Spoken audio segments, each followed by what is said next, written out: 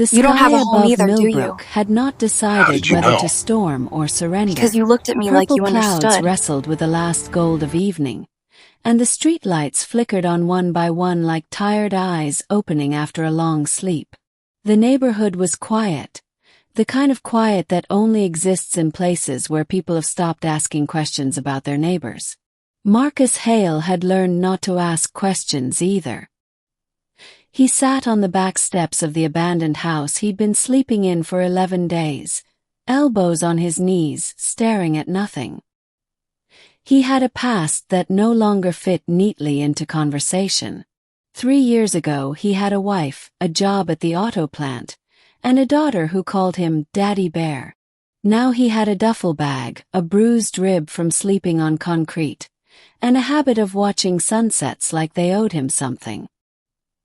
He heard the sound before he saw her. Small feet on cracked pavement. Low. Bragging. The sound of someone who had been walking for a long time and had nowhere left to go. She came around the side fence, a child. But not entirely. Not in the way that made sense. Her skin was the pale blue of shallow winter ice, faintly luminescent in the dimming light. Her ears came to soft points hidden beneath dark hair that fell in loose, tangled braids to her shoulders. Her eyes, when she finally looked up, were large and silver-gray, like 2 moons caught in a small face. She wore a dress that had once been green, now torn at the hem and stained with road dust. Around both wrists, strips of rough fabric were wrapped like someone had tried, clumsily, to make her look less like what she was. She stopped when she saw Marcus. She didn't run. That surprised him more than anything else. Marcus slowly lowered himself from the steps and crouched down, dropping to her eye level the way he used to do with his daughter. Old instinct. He kept his voice low and even. "You lost." She studied him for a long moment. Then she said with startling clarity, "You don't have a home either, do you?" He blinked. "How did you know?" "Because you looked at me like you understood." Her name, she told him in careful, practiced English, was Lyra.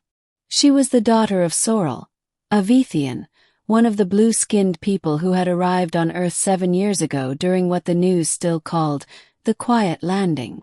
Unlike the dramatic alien invasions from old movies, the Vethians had simply appeared. Families mostly. Refugees from a dying star system. They were gentle, studious, and desperately trying to blend in. Most humans had eventually accepted them. Some had even married them. Lyra's father had married one of the humans who hadn't.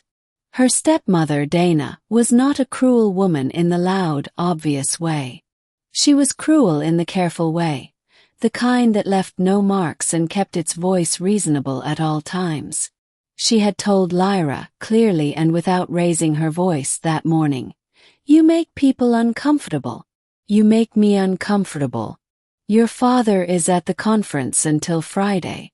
You need to stay somewhere else until then." She had handed Lyra a $20 bill and closed the door. Lyra had stood on the front porch for 4 minutes, she told Marcus, before she started walking. She hadn't used the $20. She didn't know what it was for, exactly. She just kept it folded in her palm because it was the last thing someone had given her. Marcus listened to all of this without interrupting. He had a way of listening that people noticed. Complete stillness, full attention, like the world had narrowed to just that voice. When she finished, he didn't say, "I'm sorry," or "That's terrible," or any of the things adults usually said when they didn't know what else to do. He said, "Are you hungry?" She nodded once, very small. He had half a packet of crackers and a bruised apple in his bag. He gave her both without hesitation, and she ate with the careful precision of someone trying not to seem desperate and failing slightly. "Be my dad," she said suddenly between bites. "Just for tonight. I won't misbehave." Marcus felt the sentence move through him like a current.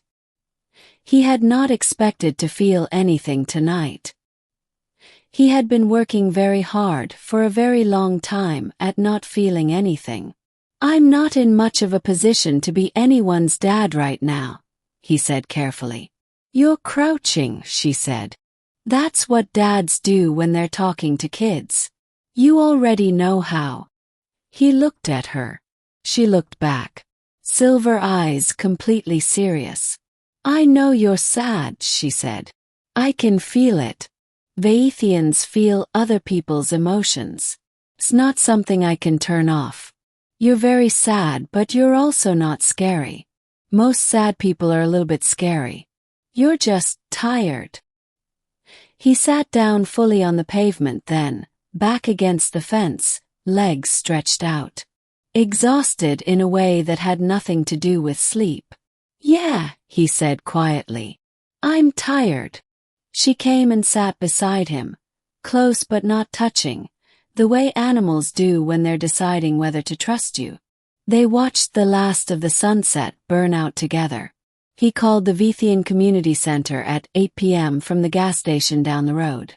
They knew Lyra's father. Sorrel was apparently well respected in the community. A representative arrived within 20 minutes. A tall blue-skinned woman with kind eyes and a no-nonsense clipboard.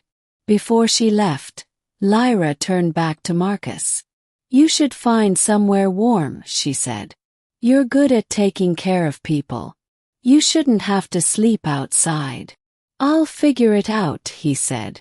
She reached into her dress pocket and held out the folded $20 bill. "For food," she said. "You gave me yours." He almost said no. Then he thought about how important it is sometimes to let people give you things. To let someone feel like they helped. He took it. 3 weeks later, Marcus stood in front of a small apartment. First month covered by a community housing program he'd finally let a social worker sign him up for. He taped a drawing to the inside of his window. A crayon picture, slightly uneven, delivered through the community center. A tall stick-figure man crouching next to a small blue girl under a half-storm, half-sunshine sky. At the bottom, in careful letters, "Thank you for being my dad for one night. Lyra." He stood there for a long time.